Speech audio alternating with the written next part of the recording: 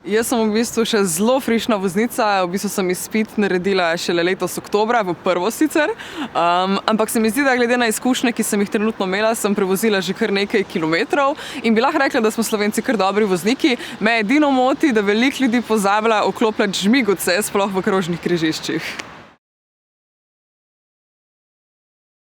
Ja, ko vozimo, ga sigurno ne podpiram. Definitivno mu ne bi dovolila, da se usede v avto, bi že našli neko rešitev, da bi on prišel domov, da bi avto prišel domov. V glavnem, vinjen se nikoli ne usedeš za volan, to je pač dejstvo.